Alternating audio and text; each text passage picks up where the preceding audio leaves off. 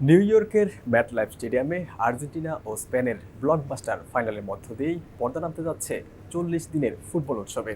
একদিকে Copa champion Argentina, অন্যদিকে euro champion Spain. মেসির পায়ের জাদুতে আবারও শিরোপা উঠতে যাচ্ছে আর্জেন্টিনার ঘরে, নাকি লামিনে ইয়ামালের প্রতিভার ঝলকে শিরোপা পেতে যাচ্ছে Spain?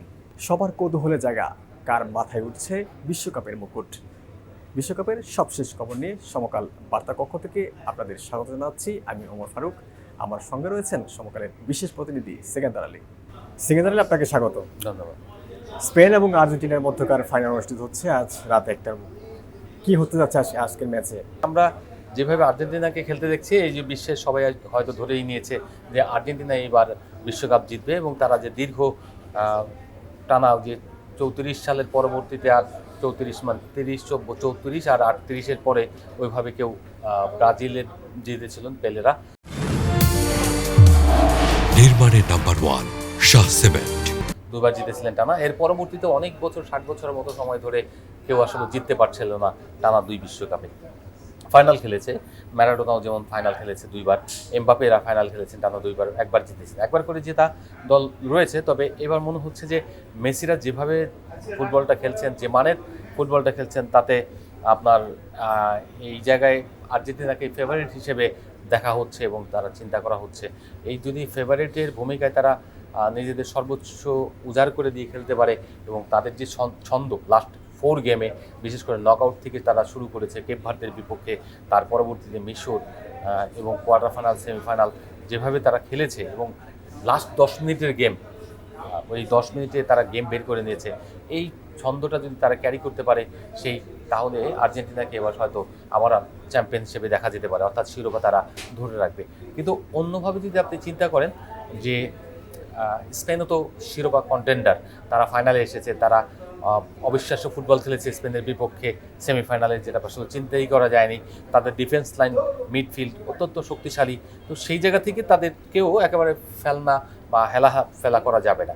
Argentina all out football খেলছে, দ্যাট ইজ গ্রেট। তাদের এই অল আউট ফুটবল যদি তারা অল থ্রো খেলতে পারে, অর্থাৎ শুরু থেকে শেষ পর্যন্ত খেলতে পারে, তাহলে তাদের চ্যাম্পিয়ন হওয়ার সম্ভাবনা 90% থাকে। আর স্পেন যদি তার ব্লকটা তৈরি করে দিতে পারে, অকার্যকর করে দিতে পারে আর্জেন্টিনার ফরওয়ার্ড লাইনকে, তাহলে স্পেনের সম্ভাবনা অনেক বেশি থাকবে। তো আমরা মনে হয় একটা হাই ভোল্টেজ ম্যাচ দেখতে যাচ্ছি, কারণ এবার ফাইনালে আবার বড় ব্যাপার হচ্ছে যে একটা যখন মেন্টাল প্রেশার থাকে দুই দলের খেলোয়াড়দের মধ্যে, চ্যাম্পিয়ন হতে হবে। এই যে চ্যাম্পিয়ন হতে হবে, এই মেন্টাল চাপ থেকেই তারা কিন্তু আসলে একদম স্বাভাবিক ফুটবলটা খেলতে পারে না। স্বাভাবিক ফুটবলটা খেলতে পারলে তাদের আবার দেখতেন যে খেলাটা সুন্দর থাকতো। তো আমরা সেই জায়গা থেকে মনে করি যে একটা তবু তাদের চাপ উপেক্ষা করে তাদের খেলাটা উপভোগ করবে, এবং উপভোগ করে তারা যেন ম্যাচটা বিশ্বের কাছে সুন্দরভাবে একটা সুন্দর ফাইনাল হিসেবে প্রেজেন্ট করতে পারে। যেই চ্যাম্পিয়ন হোক, তাদেরকে অগ্রিম শুভেচ্ছা। 1966 সালে তারা বিশ্বকাপে প্রথমবার মুখোমুখি হয় এবং সেটাই শেষবার। এবং 2018 সালে স্পেন মুখোমুখি হয়েছিল আর্জেন্টিনার সঙ্গে, সেখানে 6-1 ব্যবধানে হারিয়েছিল। কি মনে হচ্ছে আসলে? ইয়ামালের পারফরমেন্স দারুণ, মেসিও দুর্দান্ত ফর্মে আছেন। তিনি যদিও এমবাপ্পের পেছনে ফেলেছেন, এমবাপ্পে এখন ফার্স্ট গোল স্কোরার দিক থেকে। কি মনে হচ্ছে আজকের ম্যাচটা মেসি কেমন করতে পারে? স্পেনের সঙ্গে আপনার আর্জেন্টিনার মুখোমুখি 6 বার, মানে 14 বার হয়েছে। তার মধ্যে আমরা যেটা দেখেছি সেটা হচ্ছে 6-6 করে তারা জিতেছে, ইকুয়াল। আর 2টো ম্যাচ ড্র হয়েছে। তার মানে হচ্ছে যে কেউ কারো থেকে কম নয়। ইউরোপীয় মহাদেশের চ্যাম্পিয়ন এখন স্পেন, আবার ওরা আর যারা আছে কোপা আমেরিকা চ্যাম্পিয়ন আর্জেন্টিনা। তো সেই দিক থেকে, এবং তারা বর্তমান বিশ্ব চ্যাম্পিয়ন, সেই দিক থেকে যদি চিন্তা করেন, বিবেচনা করেন, তাহলে আর্জেন্টিনা এই বিশ্বের কাপের সবচেয়ে ফেভারিট, এবং তারা সব থেকে ছন্দে থাকে এখন দল এই মুহূর্তে। আমরা যদি মুহূর্তের কথা চিন্তা করি, তার পরবর্তীতে স্পেনের কথা চিন্তা করলে, এবং শেষ দিকে তারা প্রথম শুরুটা করেছিল স্লোলি ড্র দিয়ে, তার পরবর্তীতে তারা আস্তে আস্তে একটু একটু করে জিতে জিতে জিতে জিতে জিতে খুব বড় ব্যবধান তাও না, এরকম করতে করতে তারা একটা জায়গায় এসছে, সৌদি আরবের ম্যাচটা বাদ দিলে। তো সেই জায়গা থেকে মনে হয় যে তাদের উত্থানটাও যে গ্র্যাজুয়ালি যে উন্নতি, সেই উন্নতির ছাপটা যদি তারা রাখতে পারে, ইয়ামাল যদি তার যে মেন্টাল এক্সাইটমেন্ট, সেই এক্সাইটমেন্টটাকে যদি কন্ট্রোলে রাখতে পারে, তাহলে ভালো ফুটবল হতে পারে। মেসি অনেক এক্সপিরিয়েন্স, মেসির সঙ্গে ইয়ামালের তুলনা কখনোই হতে পারে না, কারণ একজনের বয়স মাত্র 19, ফার্স্ট বিশ্বকাপ খেলছে, একেবারেই আর একটা বড় টুর্নামেন্ট বলতে বলে ইউরো, আর মেসি অলরেডি ষষ্ঠ বিশ্বকাপ খেলছে। তো একটা মানুষ যখন 6টা বিশ্বকাপ খেলে, মানে শেষ বিশ্বকাপ হিসেবে যদি তার বিবেচনা করা হয় কতটা এক্সপেরিয়েন্স, 39 বছর বয়স, 21 বছর তিনি আন্তর্জাতিক ফুটবল খেলেন।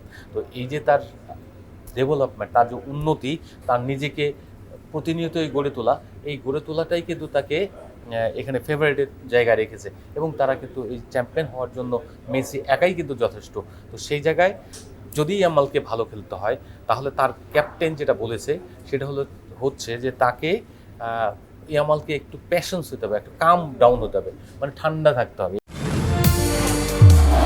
নির্মাণে নাম্বার 1 শাহ সিমেন্ট। এই ঠান্ডা যদি তিনি থাকতে পারেন, তিনি যদি তার এক্সাইটমেন্টটাকে কন্ট্রোল করতে পারেন, তাহলে ডেফিনেটলি তাদেরও একটা ভালো কিছু করার সম্ভাবনা রয়েছে। ওই যে বললাম, স্পেনের বড় সুবিধা হলো তার ডিফেন্স লাইন খুব শক্তিশালী, যেটা আমরা ফ্রান্সকে একেবারে অকার্যকর করে দিতে দেখেছি। একসঙ্গে কুকুরেয়ার মতো একদম উইং ব্যাক, যে কিনা সব দিক কাভার করে, একেবারে অ্যাটাকিংয়ে আসে, আবার ডিফেন্স লাইনে কাভার করে, সব কিছু মিলিয়ে তিনি একজন অসাধারণ প্লেয়ার। তাদের মিডফিল্ডের অসাধারণ, তার সেন্টার ব্যাক তিনিও খুব ভালো ফুটবল খেলছেন। তো এই যে তারা যে শ্রেষ্ঠত্বর জায়গায় রয়েছে, তারা বড় দুটা দলকে হারিয়ে তারা এখানে এসছে, তো আশা করা যায় একটা ভালো ম্যাচই হবে। আর যেটা বললেন যে আপনি মেসি তো গোল্ডেন বলের দাবিদার হয়েই গেছে, ব্যালন ডিওর জিতবে এবার, কারণ তিনি বিশ্বকাপে ফাইনাল আবার নিয়ে এসছেন, এবার তিনি চ্যাম্পিয়ন হলে ইতিহাস হবে। এমনিতে কিংবদন্তি হয়ে উঠছেন, তাকে প্লেয়াররা, সাবেক খেলোয়াড়রা, বর্তমান খেলোয়াড়রা স্বীকৃতিটা দিয়ে দিচ্ছে। আবার এমবাপে যেন গোল্ডেন বুটের দাবিদার যিনি, সেটা হচ্ছে এমবাপে 8 গোল ছিল, অ্যাসিস্ট 3টা ছিল, মেসির 8 গোল ছিল, অ্যাসিস্ট 4টা ছিল। তো সেই জায়গায় এমবাপে গতকালকে 2টো গোল করেছে তৃতীয় স্থান নির্ধারণী ম্যাচে, যদিও তারা ম্যাচটা হেরে গেছেন।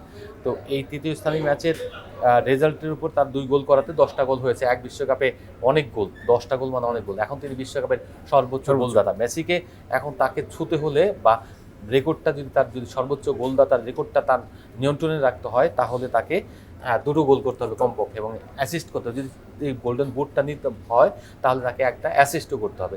আমি জানি না ফাইনালে সেটা সম্ভব কিনা, অসম্ভব কিছু না, কারণ লাস্ট ফাইনালে তিনি জোড়া গোল করেছিলেন, আবার এমবাপ্পে ফাইনালে হ্যাটট্রিকও করেছিলেন। তো এরকম রেকর্ড যখন অতীতে রয়েছে, সেই রেকর্ডগুলো থেকে বেরিয়ে এলে আমরা কিন্তু দেখতে পাই যে এরকম একটা কিছু হবে, মানে ভালো একটা প্রতিদ্বন্দ্বিতা হবে।